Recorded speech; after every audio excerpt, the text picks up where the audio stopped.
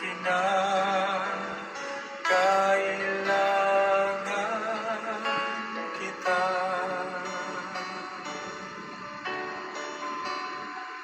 Sigla at lakas ng mahina, pag-asa ka namin lahat.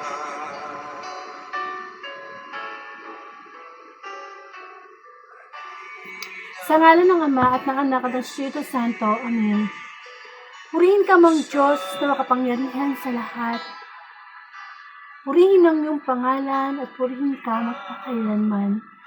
Marami pong salamat sa makaoras na ito na ipinagkakaloob mo po sa amin upang kami muling makarinig ng iyong banal na mensahe mula sa iyong mabuting balita.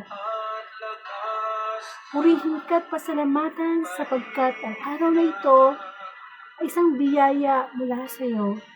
Isang biyaya ang makarinig ng mabuting balita na kung saan makapagbibigay sa amin ng kalakasan, kagalingan sa aming mga karamdamang spiritual. Patawarin mo kami, Panginoon, sa aming mga pagkukulang at kasalanang nagawa sa nakalipas na oras.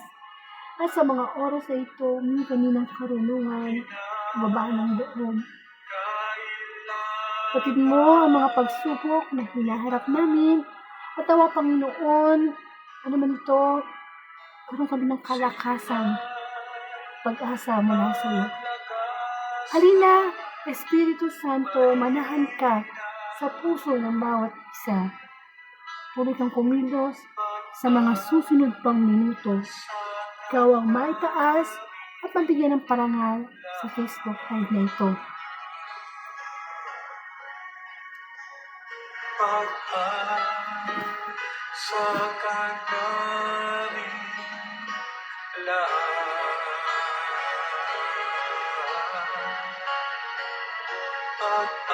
Pag-asa ka namin lahat.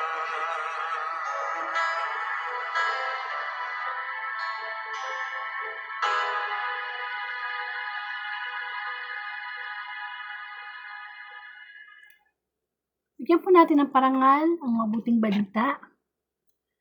Ayon kay A Proclamation of the Holy Gospel according to Matthew. Glory to you, O Lord.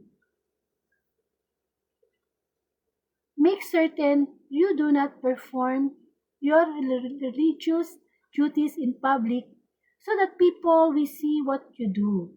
If you do these things publicly, you will not have any reward from your Father in heaven. So when you give something to a needy person, do not make a big show of it, as the hypocrites do in the houses of worship and on the streets. They do it so that the people will praise them. I assure you, they have already been paid in full. But when you help a needy person, do it in such a way that even your closest friend will not know about it. Then, it will be a private matter, and your Father, who sees what you do in private, will reward you. When you pray, do not be like the hypocrites. They love to stand up and pray in the houses of worship and on the street corners, so that everyone will see them. I assure you, they have already been paid in full. But when you pray, go to your room, close the door, and pray to your Father who is unseen. And your Father who sees what you do in private will reward you. When you pray, do not use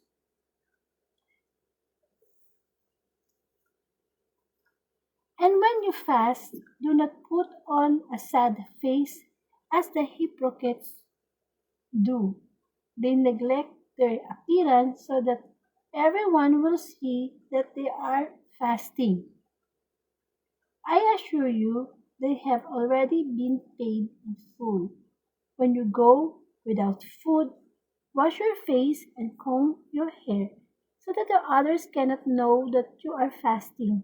Only your Father, who is unseen, will know, and your Father, who sees what you do in private, will reward you. My brothers and sisters, the Gospel of the Lord. Thanks to you, Lord Jesus Christ. Amen. So, welcome po sa Word of God, Daily Gospel, na kung saan ang layunin po ng Facebook Live na ito ay palaganap ang mabuting balita through social media, na mukha po ng Facebook Live. At maraming salamat sa Panginoon sapagkat ngayon po ay February 18, 2026 at ang Wednesday Gospel po ang ating pagnilayang bilang pagkain spiritual. At ako po si Sister Angelica Dorde from Bulacan at isa po akong Katoliko. So, kamusta na po ba ang ating araw ngayon? Kahapon po, sinelebrate ang Chinese New Year, February 17. At ngayon po sa ating mga Katoliko ay sineselebrate natin o pinag-aanohan natin yung Ash Wednesday o araw ng Miyerkules ng Abo. Amen. So, tayo po ba nagsimba na? Tayo po ba nagpapahid na ng krus sa ating noo? Bakit nga ba tayo ay nagpapapahid, no? Ng krus na, yun nga, yung pangtanda na ng pagkikisa natin sa Ash Wednesday. Una sa lahat, bilang mga Katoliko, ang araw ng Abo ng Miyerkules ng Abo, ay ito yung sinasabi nating panahon ng yung 40 days ng ginawang pag-aayuno ng Panginoong Jesus noon, kung saan talaga naman during ng kanyang pag-aayuno sa 40 days na yan, diyan din siya tinukso ng 3 beses ni Satanas. And this, at the same time, yan pong ipinapahid sa atin na kulay itim na abo, galing yan doon sa last year na palaspas. Diba? Kaya pagka nagsisimba tayo, sinasabi ng pare or ng lecture kami, ng pare mismo na dalhin yung mga lumang palaspas kasi pinagsasama-sama yon tapos sinusunog. At yun, pag naging abo na yun yung mismo yung pinapahid sa noo natin. And, of course, ang pagpapahid sa noo natin ng abong ito ay pagpapakita na tayo nagsisisi ng talagang lubusan sa ating puso sa ating mga kasalanan. Amen. Kung mapapansin nyo, tayong mga Katoliko, parang napupuno ang simbahan, no? Kapag ganitong mga okasyon. Kamukha din ng mga pagmahal na araw, yung Huwebes Santo, Biyernes Santo, kung saan haba ng pila ng mga nangungumpisal. Samantalang, araw-araw naman tayo nagkakasala. Bakit kapag araw ng Biyernes Santo, Huwebes Santo, mahal na araw, saka mo pala makikita ang mga tao na talagang pumipila para magkumpisal. Which is hindi dapat ganun. At ngayon, kamukha ko, nung maga pa lang, talagang nagpunta na ako sa simbahan. Ang dami talaga, no? Parang Sunday, Mass. Ang dami ng tao. At talagang hangarin ng mga tao. Malagyan sila ng abo dito sa noo. Bilang tanda ng pagsisisi sa mga kasalanan. Actually, nung panahon ng mga Old Testament pa, no? Kapag talagang gustong magsisi ng lubusan ng isang tao, naglalagay sila ng sako sa kanilang ulo. Tanda ng kanilang pagsisisi. Sako, tsaka nadamit din sila ng sako. So, pero sa atin ngayon, yun nga yung abo na yan. Yan yung ash pang nakikita sa during Ash Wednesday. And eto nga, yung mabuting balita natin, binanggit dito yung turo, no? Ni Kristo tungkol sa paglilimos, pananalangin, at pag-aayuno. Kasi usually naman kapag dumadating yung ganitong pagkakataon, eto yung panahon na, alam mo yung spiritual life natin, gusto ng Diyos na magtuon naman tayo. Kasi sa buong taon, may dumating yung Christmas, dumating yung Valentine's, ito yung time na para naman sa Diyos, na magkaroon tayo ng pagninilay sa ating buhay. nga ba ang buhay natin? Ano nga ba ang kabuluhan ng buhay natin? Tayo ba ay nilikha lamang ng Diyos para gumising sa panibagong umaga, gawin yung ating mga trabaho, mga responsibilidad natin sa ating pamilya, kumilos, kumain, ganon, tapos matutulog na uli, tapos kinabukasan, gano'n naman, di ba? Same routine. Hindi eh. Nakakalimutan natin yung mga tao, lalo na sa panahon na ito, na yun na nga, nagbubumong social media, marami na tayong napapanood na sa social media, marami na tayong nalalaman, tanungin mo lang si Meta, mag-google ka lang, dami na nating malalaman, hindi ka mukha noon. Kailangan mo pang merong set ng encyclopedia para malaman mo kung ano ba ibig sabihin nito, ganyan. Ngayon, napakadali na, no? So, fast technology tayo ngayon. Pero may nakakalimutan tayong pinakamahalaga sa buhay natin. At ano yun? Yung mismong word na abo. Yung ipinahid sa noon natin na abo, yun ang nakakalimutan natin sa buhay natin. Nakakala natin lang porke may mga tao na sikat, mayaman, lalo na ngayon, may napanood ako sa Facebook na talagang, na parang dinrama nila yung, panoorin nyo sa sa timeline ko, na parang nagkaroon sila ng drama sila na, gaano sila nasaktan, naggalit, doon sa mga ninakaw ng mga politiko, na talagang, dami-dami pera, no? Milyon-milyon sa taong bayan na imbis na mapunta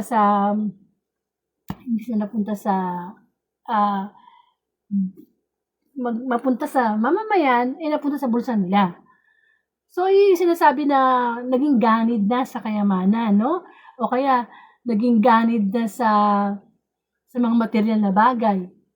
Yung bang nakalimutan na may hangganan ng lahat. Ano nga ba ang mapapala ng isang tao, makamtan niya ang lahat sa mundo, pagkatapos mapalit naman ay kaluluwa. Yun ang ipinapaalala, isa sa mga ipinapaalala sa atin ng Panginoon na meron tayo nakakalimutan na mas mahalaga. Amen. Lahat tayo mamamatay. Hindi nga lang natin alam kung papaano, kung kailan. Pero yun ang 100% na sigurado, lahat tayo mamamatay. Walang bata, walang matanda, walang mayaman, walang mahirap, lahat tayo mamamatay. Ang tanong, dust to dust, abo sa abo. Tayo ay nilikha ng Diyos mula sa lupa, sa abo. Tapos babalik din tayo sa abo. Darating ang panahon na magiging kwento na lang tayo. Darating ang panahon na kahit gaano kasikat ang isang tao, ang isang artista, di ba pag namatay, magiging parte na lang ng lupa. Amen. Kaya wala tayo may pagmamalaki sa Diyos. Na kapag tayo ay namatay pare-pareho tayo. Doon tayo nagkakaroon ng pagkakapare-pareho, pagkapantay-pantay. Nang tayo isilang sa mundo, lahat tayo hubad. At pag tayo namatay, pare-pareho din saan? Sa ilalim ng lupa. Tayo, maililibing.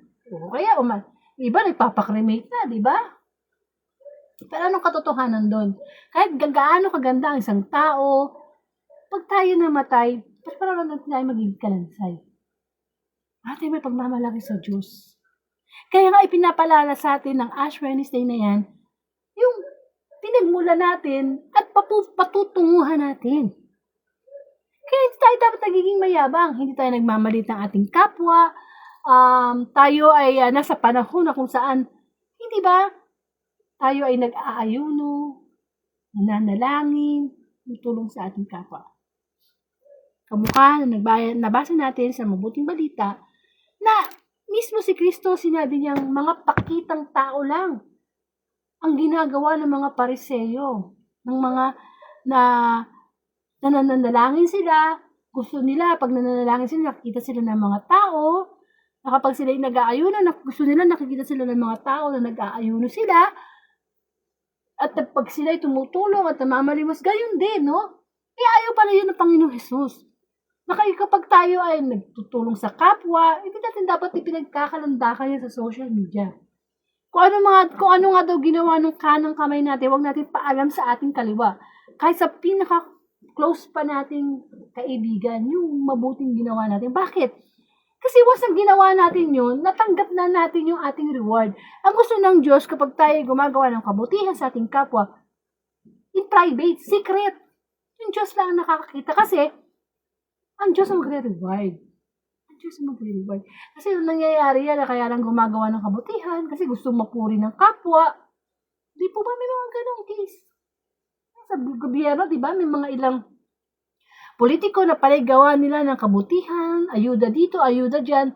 Eh kasi, gusto nilang maging sikat, gusto nilang bigyan sila ng papuri ng tao na sabihin sa kanila, ang bait ni ganito, ang bait ni mayor, ang bait ni konsehal, ang bait ni presidente. Di ba? Hindi dapat gano'n kung tutusin kapag gumagawa tayo ng kabutihan, dapat ang Diyos ang nabibigyan ng papuri. Nakikita ang Diyos doon sa ginawang kabutihan, hindi tayo. Kasi wala naman taong mabuti. Lahat naman tayo makasalanan eh. Kaya pag sinasabi natin na, ay, babait ako, mabuti ako, ay, sinungaling yun, mayabang yun. Kaya wag natin sasabihin na mabait ako, mabuti ako. Hindi. Tanging Diyos lang ang mabuti at mabait. Tayo, nabubuhay tayo sa kasalanan. Nabubuhay tayo sa habag ng Diyos. Amen. Kung nakakagawa man tayo ng kabutihan, dahil yan sa Diyos. Amen. Kaya, itong panahon na ito, pinapaalala sa atin, paano ba tayo mananalangin sa Panginoon? Diba sabi nga dito, pumasok ka sa iyong silid, isara mo yung silid at manalangin ka sa Diyos na nakakita sa iyo. More than literal, ang ibig sabihin na in spiritual manner, isara natin, yung sinasabing isara yung pinto, isara muna natin yung pinto ng mga pag-aalala, yung mga pinto ng mga bagay na nakakagulo sa pakikipag-usap natin sa Diyos. Di ba? At buksan natin ang ating puso. Sapagkat sa pananalangin, alam naman natin na nasasabi natin lahat sa Diyos. At kahit hindi pa tayo nagsasalita, alam na ng Diyos kung ano yung gusto nating ipanalangin sa Kanya. Amen. Pero syempre, gustong-gusto pa rin ng Diyos na naririnig kung ano ba yung mga panalangin. Kasi nga, merong free will na binigay sa atin ng Panginoon eh. Kaya pag nananalangin tayo, huwag tayong pakitang tao. Ayaw ng Diyos ang pakitang tao. Na kunyari, naglilingkod sa simbahan. Kunyari, pare, madre, lay minister, lector commentator. Yun pala, hanggang sa panglabas lang. Pero sa kalooban ng puso, wala ang Panginoon. Ibang tipong, pray ka ng pray. Naglilingkod sa Diyos, yung pala may galit sa puso. Ay, ayaw ng Panginoon yan. Sabi nga na sa Mateo, kung naisip mo na meron kang kasamaan ng loob o mayroong taong masama sa iyong loob, makipag-ayos ka muna bago ka maghandog sa Diyos. Amen. Sabi nga, ayaw ng Diyos ang pakitang tao. Kapag kamukha ng mga pag-aayuno na ginagawa nila noon, kailangan magmukha silang kawawa, kailangan makikita ng tao, uy, talaga nagsisisi na siya, tingnan yung ginagawa niya sa sarili niya. Hindi ba? Bakit tayo pinag-aayuno, no? Fasting. Una sa lahat, di ba, pagka-araw ng Biyernes, no, lalo na ngayong mahal na araw, pag araw ng Biyernes, sa ating mga Katoliko, hanggat maaari, huwag talagang kakain ng karne. Kaya nga nauso yung munggo. Di ba? Pagka Biyernes, bakit laging munggo? Ginisang munggo ang ulam pagka Biyernes. Yun isa sa mga dahilan. Kasi bawal nga kumain ng karne pagka Biyernes. Bakit? Kasi sinusuti natin eh. Ano tawag doon? Yung parang pinipigilan natin yung gusto ng katawang lupa natin. Kasi tayo bilang mga tao, likas tayo makasalanan. Kaya nga isa sa mga 7 capital sin ay yung lust o yung tawag ng laman. Amen? Kaya nga tayong mga tao, di ba, kapag tayo nakakainom ng alak, nakakapagsigarilyo, iba yung feeling eh. May satisfaction. Bakit kapag nagsisigarilyo ko, parang nare-relax ako? Nawawala yung tension ko. Bakit kapag nakakain ako ng ganitong pagkain, masarap? Totoo naman yun eh. Kasi nga, yung katawang lupa natin, nagkakaroon yun ng reaction sa mga bagay na kinakain natin. Amen. At yun ang gustong pigilan ng gawain ng Espiritu Santo.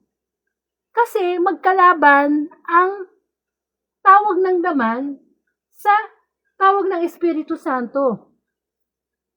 is between battle sa flesh at saka sa Holy Spirit. Amen? Ang hirap magpatawad sa kapwa kung may galit tayo. Amen? Ang hirap i-let go yung mga bisyo kasi nasa-satisfy yung ating katawang lupa. Satisfaction ng katawang. Yun ang gustong pigilan sa atin ng Diyos. Kasi ano na nga tayo bilang mga tao, na nga tayo sa mga kasalanan Kaya nga, di ba, ang mga tao ngayon, ang bilis magkasakit. Cancer, diabetes, high blood, dahil sa mga kinakain natin. Mga processed food, mga junk food. Tayo na rin naman sumisira sa katawan natin. Titigil lang tayo sa ating bisyo, sa masamang mga pagkain kapag may sakit na. Kung minsan ka, may sakit na, nagme-maintenance na, sige pa rin. Sasabihin na lang, may maintenance naman, sige, kain pa rin tayo. Hindi po ba? Kaya nga dapat nagkakaroon tayo ng pagkaunawa, ng karunungan sa buhay natin. Sigurista naman tayo mga tao Diba? Minsan buhay pa tayo, kumukuha na tayo ng memorial plan. Yung bata, nasa tiyan pa lang ng nanay, kumukuha ng educational plan. Sigurista tayo Bakit din tayo maging sigurista when it comes to our soul? Minsan nakakalimutan natin, importante. Mamamatay tayo, napaghandaan na ba natin yun? Pinapaalala sa atin na, uy, ito ka lang ito lang tayo, Kahit tayo pa yung pinakamayaman sa buong mundo, pinakamatay lang, ito lang tayo. Alabok. Dust to dust. Amen. Kaya dapat, itong panahon ng Ash Wednesday, magpalagay tayo, hindi lang yung nagpapalagay ka, o tayo ng krus dito sa noo, para makiuso, o makibagay sa nangyayari pagka araw ng Miyerkules ng Abo. May dahilan yun. May malalim na dahilan yun. Tayo ay buong pusong nagsisisi sa ating mga kasalanan. Ito yung panahon ng pagsisisi, pagbabalik loob. Actually, kahit nga hindi pa nga Ash Wednesday sinasabi na sa atin ng Diyos na, diba, sa panahon pa lang ni Humong Bautista, sa panahon pa lang ng Old Testament, magbalik loob na tayo sa Panginoon. Kailan pa natin gagawin yun? Pagka wala ng internet, wala na yung kinababaliwan ng mga tao sa mundo, kapag tayo ay nakaharap na sa araw ng paghuska, saka pa lang ba tayo magsisisi ng ating mga kasalanan? Amen? Ang buhay natin, sabi nga parang usok lang. Alam mo yung usok, yung pag nagsigarilyo ka, pagbuga mo ng usok, makikita mo yung usok sa hangin, so wala na, ganun lang ang buhay natin. Mabilis lang ang buhay natin. Nakiki-apartment lang tayo dito sa mundo. Lahat ng meron tayo, hindi atin. Temporary lang, hinihiram, katiwala lang tayo. So ano yung pinagmamalaki natin sa Diyos? Kahit tayo pa yung pinakamayaman na tao, ano ngayon? Hindi naman natin madadala yun pag tayo namatay. Ay, sasabihin naman, hindi ko nga madadala pag ako namatay. Mapapamana ko naman sa aking mga anak. Hindi naman yun ang kayamanan na gustong ipamana ng Diyos sa ating mga anak. Anong gustong pamana? Salita ng Diyos. Kaya kahit wala na tayo dito sa mundo, maririnig yun ng ating mga anak. Na nakakalimutan natin yung dahilan kung bakit tayo nagising sa panibagong umaga. Ginising tayo ng Diyos. Mamaya matutulog na naman tayo. Gigisingin pa kaya tayo ng Diyos? Kaya ang bawat pagising, unang blessing. Pinagpapasalamat. Binibigyan tayo ng pagkakataon ng Diyos na magbalik loob. Magbalik loob. Ang nangyayari, baka nagiging tradisyon na lang. Magpapalagay ng abo sa noo. Pagkatapos, darating ang time ng, yun na nga, yung mahal na araw. Lunes Santo, Martes, Miyerkules, Huwebes, Biyernes Santo, Sabado, muling tapos na, balik ulit sa dating gawin. Amen. Sayang naman, di ba? Ibinigay na ni Kristo ang kanyang buhay. Kristo na ang nagpapako sa krus para sa ating mga kasalanan. Andito na tayo. Meron na tayong kapangyarihang lumaban sa mga tukso na ayawan natin to para hindi tayo magkasala. Kaya sana kung isa tayo sa mga nalagyan ng krus dito sa ating noo, sana seryosohin natin yun na may malalim na kahulugan yun sa ating buhay. Amen? Wag natin ipopost sa social media, ha? Hanggat maaari yung bang tipong ipopost mo pa sa social media na nalagyan ka ng tawag dito, krus sa nowag. Hindi natin dapat ginagawa yan. Yan ay sinasabuhay. Amen. Anong kabuluhan na makita ng tao, ay siya nagpalagay ng ng abo sa kanyang no, tapos hindi naman nila maisabuhay. Kasi sa panahon natin ngayon, para bang may mga tao na para bang wala ng kamatayan. Masyado na nag-enjoy sa mundo. Ang mahirap pa nito, ginagamit minsan ng kanilang kasikatan, kayamanan para maimpluwensyahan ng kapwa sa kasamaan na hindi na nag-glorify ang Diyos. Kaya sa bawat umaga na nagigising tayo, lagi nating isipin na, Lord, I'm your servant.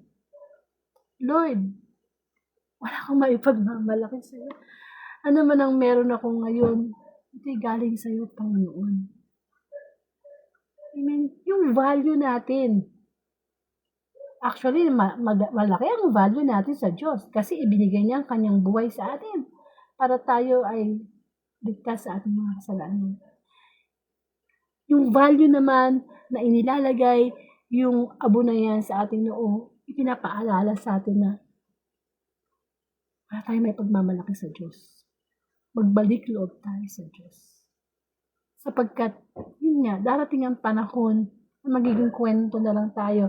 Darating ang panahon na nakikita na lang yung pangalan natin sa lapida.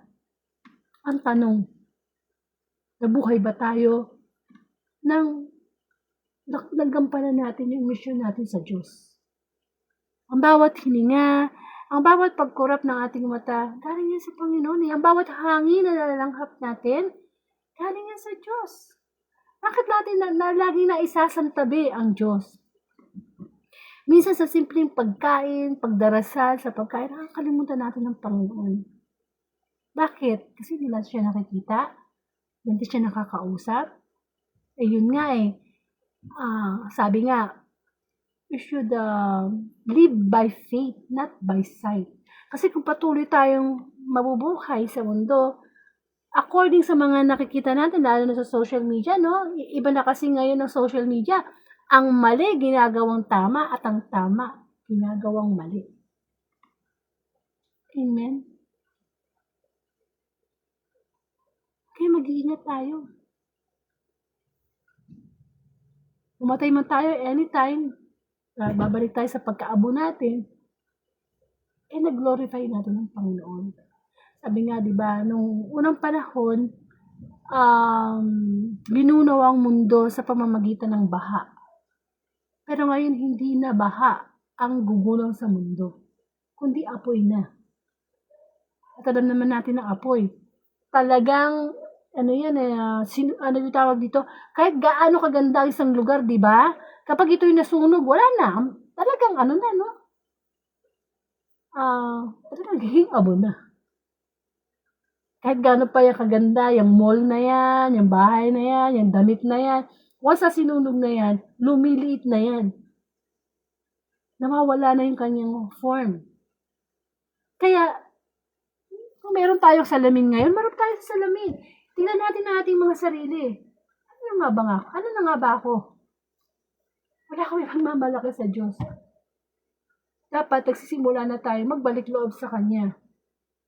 Nagsisimula na tayong isipin yung alam mo yung totoong problema natin sa mundo. Araw-araw ang totoo talagang problema natin sa mundo.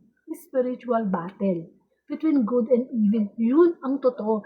Pangalawa, ano pa yung problema natin? Paano tayo makakapasok sa langit? Hindi kamukha ng mga Pariseo, di ba? Ang sabi ng Panginoong Jesus, Hindi lahat ng tumatawag ng Panginoon ay papasok sa langit, kundi yaon lamang sumusunod sa kalooban ng Diyos. Kaya hindi 100% na guarantee na, ay, naglilingkod ako sa Panginoon, nagbabasa ako ng Bible, nagsisimba ako, ay, langit na ako. Hindi. Although maganda yun.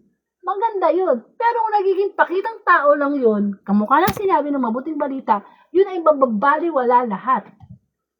Hindi natin pwede sabihin sa Panginoon sa araw ng paghukom, ay, nangaral po ako ng salita ng Diyos. Gumawa po ako ng mabuti. Anong sasabihin sa akin ng Panginoon? Sino ka? Hindi kita kilala. Umalis ka sa harapan ko. Ang dapat nating marinig sa araw ng paghukom, sasabihin sa atin ng Panginoon, ikaw ay isang mabuting katiwala. Halika. Pumasok ka sa aking kaharian. Makasalo ka sa aking kasiyahan. Kaya, sa bawat araw, kahit, alam mo yung humility, napakagandang ugali talagang tao. Ako'y bilib na bilib sa mga taong napaka-humble. Yung bang pwede nang magmayabang, nasa kanya na lahat, tulad din yung ginagawa. Humble. Kaya sa mga taong walang-wala na nga, ang yabang pa. Bakit ba nagyayabang? Because of pride. At kanino ba galing yung pride? Di sa diablo. Kaya nga minsan di tayo makapagpatawad na ating kapwa because of ego, because of pride. Kung tutusin, ano ba tayo? Abo. Ash. Napaka full of wisdom ng Diyos eh. Ipinapakita sa atin na walang papantay sa talino, sa karunungan ng Diyos. Kahit ang mga tao ngayon, kung ano-ano nang pinagagawa, kung ano-ano ng mga pinag-iimbento, para ipakita na pwede natin gayahin ng Diyos. Amen. Nawawala na tayo ng karunungan. Parang majority wins na ngayon eh. Ginagawa naman niya yan eh. Gawin na rin natin. Sila nga sikat eh, kilala sa mundo. Ginagawa nga nila. Gawin na rin natin. Nakakalimutan natin na yung gumagawa na yun, makasalanan din tayo. Lahat tayo pupunta sa abo. Lahat tayo kakainin ng uod. Lahat tayo magiging kalansay. Amen? Kaya dapat, nagiging bukas ang ating puso sa pagbabalik loob sa Diyos. Bakit nga ba pagsalita ng tungkol sa Diyos, parang wala tayong pakialam. Kasi nga, ito yung sinasabi na buhay tayo physical, pero patay tayo spiritual. Nilikha tayo ng Diyos, hindi lang naman katawang lupa. Nilikha tayo ng Diyos na may spirito, may kaluluwa. Napagtuunan na ba natin ng pansin yun? Kaya may mga taong takot mamatay eh. Bakit? Hindi pa handa na humarap sa paghuhukom. Takot sa impyerno. Lahat tayo gusto pumunta sa langit, pero puro maka-impyerno, makademonyo yung ginagawa ng mga tao. Kaya nawa, yung sa puso natin, yung pagbabalik loob, lagyan tayo ng abo sa ating noo, i-ano na natin yon, itatak natin yun sa ating puso. Na ito'y pagbabalik loob, na ito'y pag-amin na, Lord, dust to dust, ako, Panginoon, tayo ba pagmamalaki sa Diyos. Amen. Karoon po tayo ng closing prayer. Muli, Panginoon, marami pong salamat sa pagpapaalala mo sa amin na kami nagmula sa alabok at mapupunta rin sa alabok. Wala kami may pagmamalaki sa iyo, O Lord.